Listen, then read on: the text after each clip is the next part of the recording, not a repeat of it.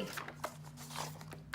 I'm Dair Brown. I'm the host of the Rookie Writer Show and the author of the Rookie Writer's Playbook, or the creator. I just wanted to give you a quick flip through because I don't think anyone reads directions, and I know I'm terrible about it sometimes, and I thought this might be a more effective way to walk you through it. Okay, let's get into it. First off, please don't skip this page. Answering for yourself the questions that we're first taught as writers, the who, the what, the when, the where, the why, the how of a question, answering that about your writing career is invaluable. This is how I basically structure the Rookie Writer Show.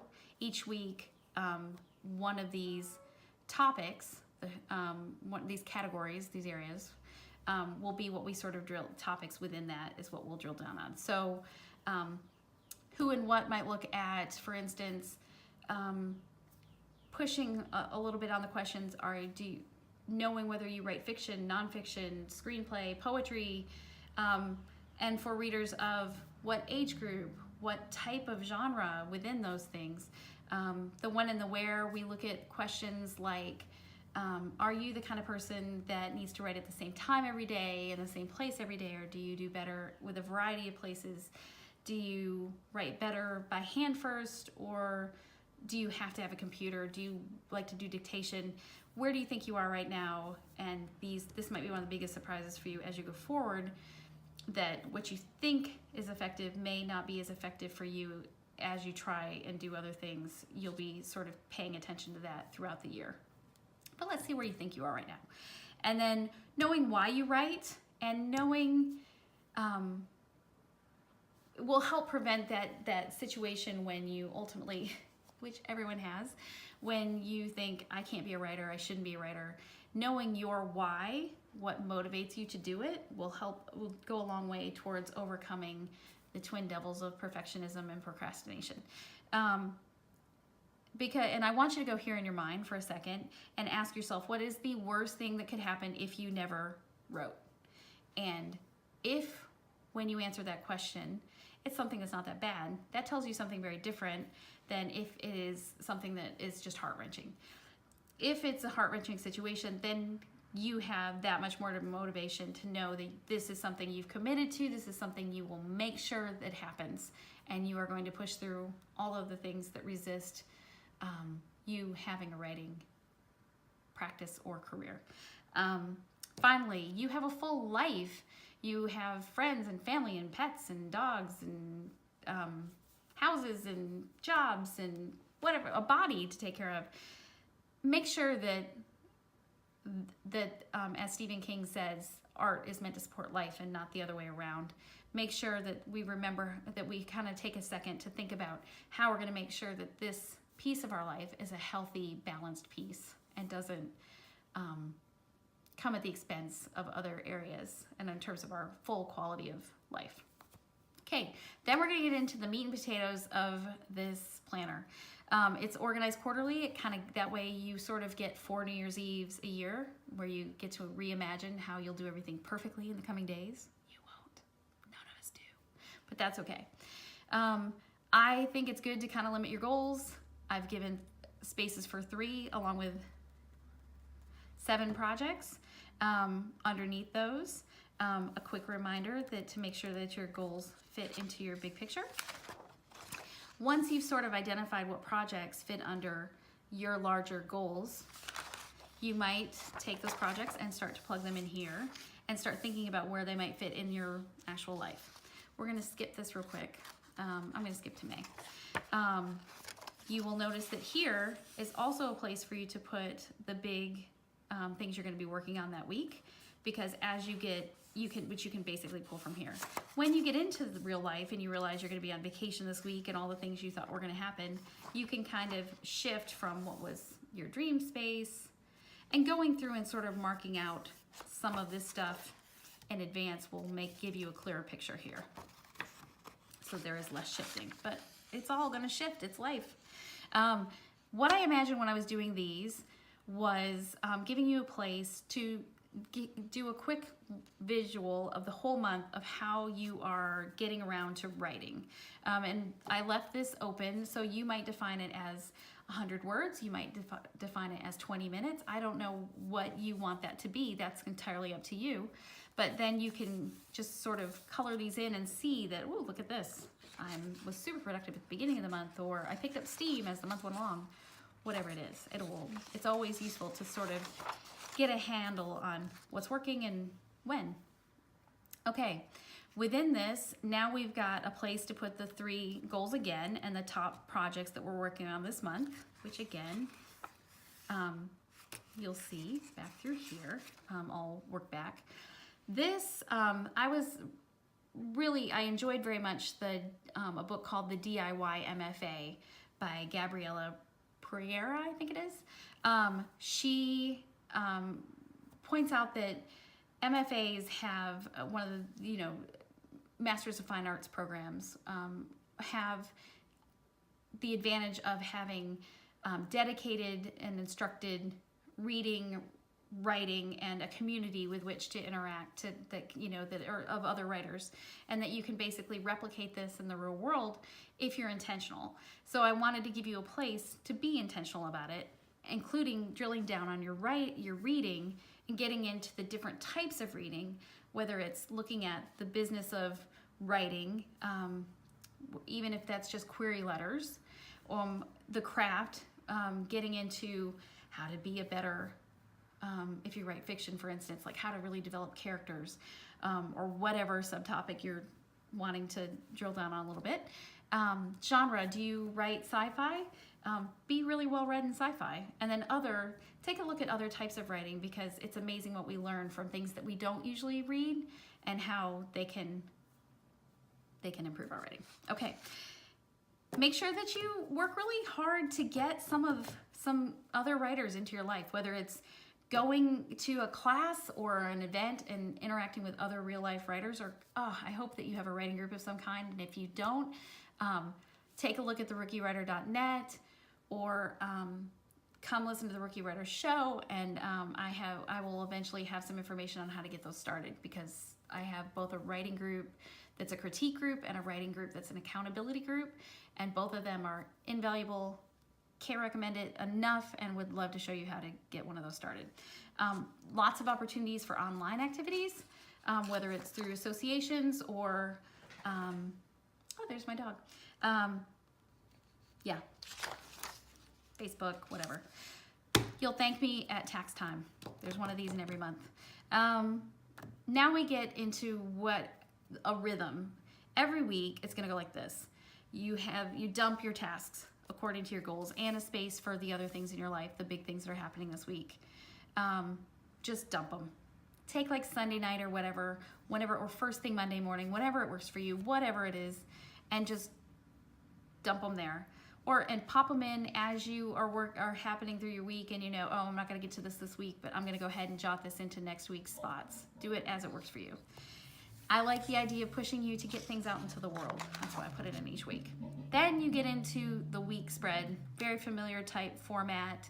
I personally think of this format as breakfast, lunch, dinner, what I'm reading, and morning, afternoon, evening activities. It's space for me to write in those activities. You can do it any way you want.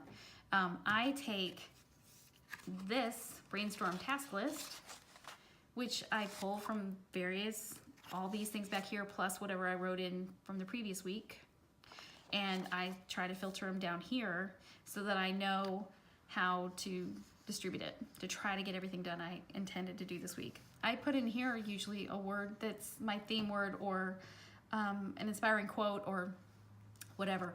But overall, this is your habit column, a place for you to, once again, track the DIY MFA concept. There's 7 circles under each category, 1 for each day of the week. This I think of as the wellness section, and other habits you may want to track of any kind. All right, then you get to the end of the week, and you're going to do a review for each of the goals. Ask yourselves these questions so that you can learn and do better for the next week. And then you go right back into the weekly goals, the week, the review, and you do that again and again until you get to the end of the month, when you do your monthly review. And there's a place for you to sort of get into the things that worked, the wins. I want you to remember that you are making progress, even if you're not going always as fast and as far as you want to every second, I guarantee. But also looking for places that you can do better to make things work a little smoother. Take your lessons. Get all meta about it. This is kind of a booster page. Give yourself a second to celebrate the things that you got done. And as you come across other people, or if you're listening to podcasts or taking classes or reading books, you're going to come across writing words of wisdom, and that's a place to keep track of some of those. You'll be glad you have them. Okay, get to the end of the quarter, and you have a quarterly review, which will give you space to update on the major projects that you committed to and things to try next quarter. Next, we have what I think of as the business section.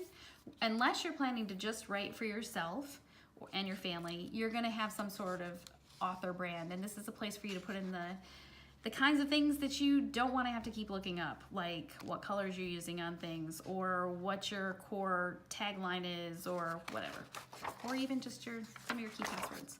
More space for passwords back here, memberships, writing organizations, subscriptions to writing magazines, what have you.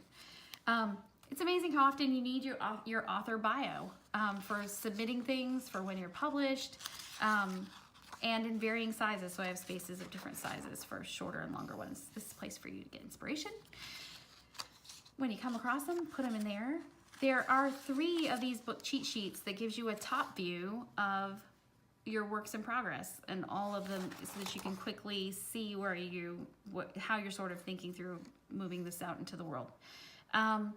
This is a page giving you some pointers on submitting. This is a place for you to track where you're submitting things and how it's going.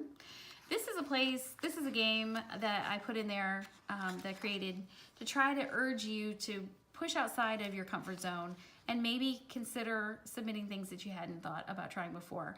I'm a fiction writer, but I went ahead and submitted something to the writer in their essay contest, and ultimately ended up having my essay published.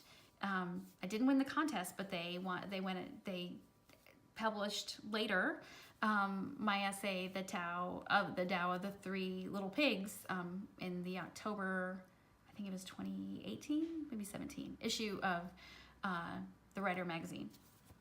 And it is not something I would normally have done, but I'm awfully glad I did, and it opened up my eyes to a couple of things, and it was really fun.